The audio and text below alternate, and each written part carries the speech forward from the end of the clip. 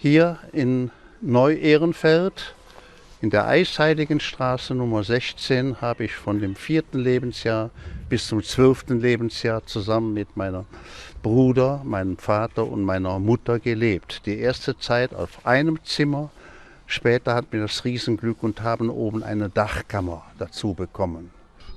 Aufgewachsen bin ich mit 2 Sprachen. Das, was man Umgangsdeutsch nennt, heute nenne ich das Huditsch mit Knubbele. Und Kölsch, wobei Kölsch auch nicht wie das andere Kölsch war. Mein Vater, Güters Nippes, der hat Stadtkölsch gesprochen. Meine Mom, die kommt aus dem Würgebirg, aus der Vreichtener Gegend, Quadrat Ischendorf, Sindorp. Und die hatten ganz eigene Sprache. Ne? Manchmal muss ich aufpassen, dass ich die 2 Sprachen nicht zusammen mixe. Ne? Ich habe meiner Mom zu ihr habe ich extra Lied geschrieben, das hieß der Düvel und das alle wie was Freiche. Ne? Das singe ich auch in ihrer Sprache. Ne? Was hatte das zur Folge?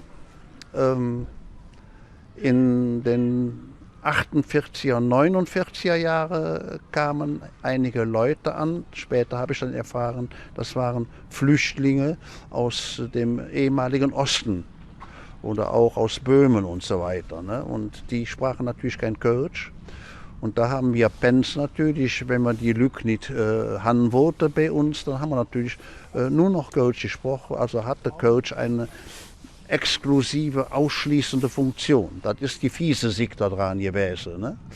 Auf der anderen Seite natürlich war das herrlich.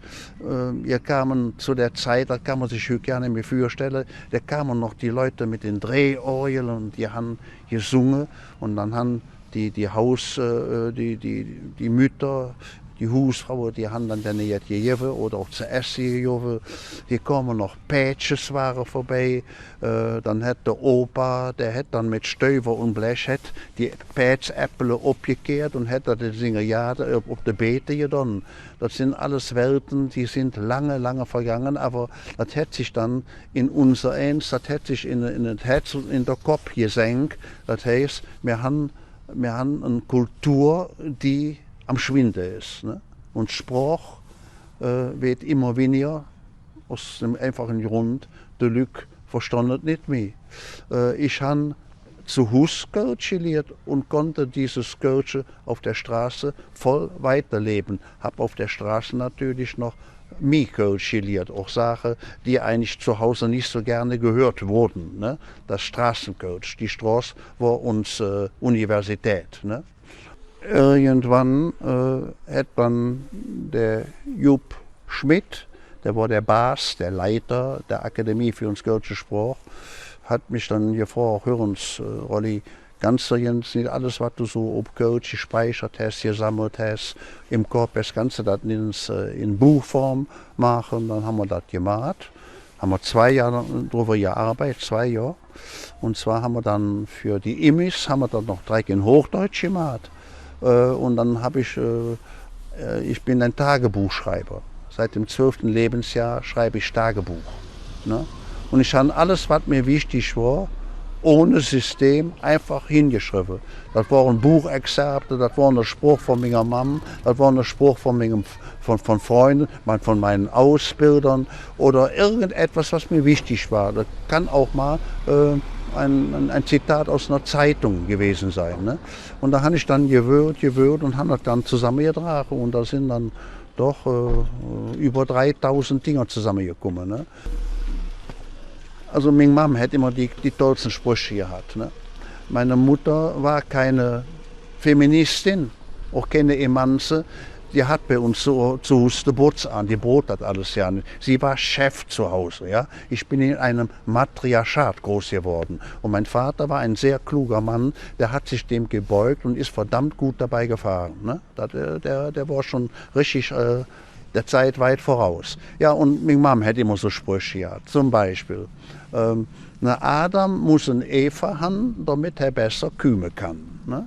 Oder Frauen und Männer, ja, hat gesagt, Frauen sind Bilder, Männer sind Probleme. Ne? Das war so die Sichtweise, die zarte, fürsorgliche Sehweise meiner Mama. Ne? Es ist auch relativ, Kölsch ist sehr bildhaft. Es gibt Sprachbilder. Und weil diese Sprachbilder bei Kölschsprachigen und hier im Rheinland weitgehend verstanden werden, können die Texte sehr verdichtet und sehr kompakt sein, weil in den Sprachbildern schon eine ganze Welt drin gespeichert ist. Geschichtliche Erfahrung, Lebensweisheiten und so weiter. Ne? Damals, wenn ich von der Schule kam, da hatte ich ja mehrere Möglichkeiten, hey, in die Eisheidenstraße 16, das heißt wieder nach Hus so lange. Sehr oft bin ich über den Lenauplatz gegangen, aber manchmal auch über den Takoplatz. Der Takoplatz war insofern interessant, das war ein neutrales Gebiet. Da hat kein Straßengang sozusagen. Da war dann Freio. Da ruhte dann diese hier. Ne? Und das Jahr war Bütche. In dem Bütchen, da wird Kaugummi, Süßigkeiten mit Sammelbilder, Karl May und so jetzt. Und was ganz wichtig war für die jungen Labbese, die eine ob groß machen wollten, da wird Zigaretten einzeln zu kaufen. Oder Spezialdinger mit 2 oder 3. Ne? Und dann haben dann die Fente mit 12 schon kräftig gefloppt. Immer gelohnt, ob keine Lehrer oder ein Elternteil. Die Linie 5 hat mich ein Leben lang begleitet. Das ist, wenn ich an Straßenbahn denke, denke ich immer an 5. Ne? Auch später, als ich dann in der Rochostraße gegenüber vom Knast gewohnt habe, da ist dann auch die 5 gefahren. Und dann habe ich uns das Lied geschrieben von einem Kölscher, der von der Arbeit geht, und von einem Türk, der von der Arbeit geht. Die sitzen in der 5 nebeneinander und jeder denkt so sein Teil. Die erste Version war damals Aufrüstung mit neuer Rakete. Die zweite Version ist das Erstarken der alten und neuen Nazis, sprich AfD-Leute und Reps-Leute und NPD-Leute und wie sie alle hießen. Ne? Die braune Soße, die jetzt wieder lautstark ist und sogar in unseren Parlamenten sitzt. Und das Ganze habe ich dann in der Linie 5 passieren lassen. Das Lied fängt ja an, ich sitze in der 5, bin müde und kaputt, der Tag neben mir läuft geradeaus.